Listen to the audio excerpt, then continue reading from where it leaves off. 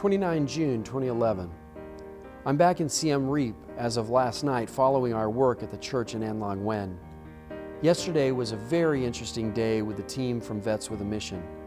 When we arrived at 7:30 at the clinic, the courtyard was packed with people in their parked motorcycles. They were anxiously awaiting our arrival. We were greeted with a patient whose eye had been spit in by a venomous cobra. Needless to say, this is not a case most doctors would come across in the U.S., so between filming and working with translators, I helped coordinate a series of phone calls with an ER in the States where a doctor was able to research the problem adequately for us. The man's eyesight is blurry, but he won't know if he will lose his vision permanently or not for a while. A lot depends on the damage caused by the swelling. We wanted this man to go to a hospital in Siem Reap, about 2 hours by car, but he refused. I coordinated payment for his transportation, overnight accommodations, and doctor's fees, but still he did not want to go. It turned out that he lives alone, and he was fearful that his few possessions would be stolen.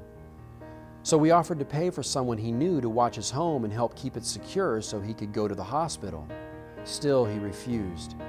The reality is that we can't force the man to seek the help he needs.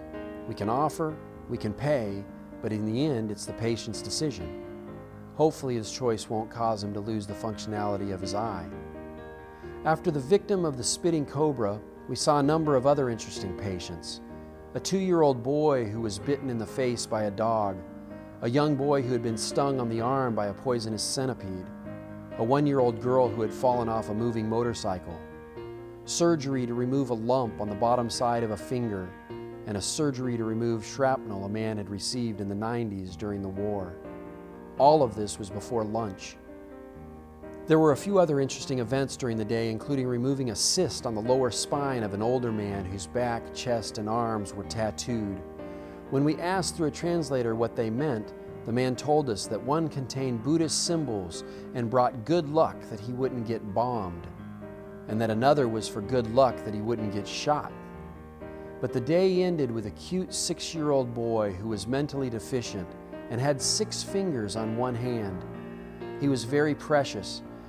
I gave him a thumbs up and his mother helped him give me 2 thumbs up right back. Talk about someone who would make Ebert and Roper jealous. There's not much that can be done about 6 fingers out in the field, and honestly, the boy worked with it very well. So instead, you try to encourage the family, love on them, and help where you can help.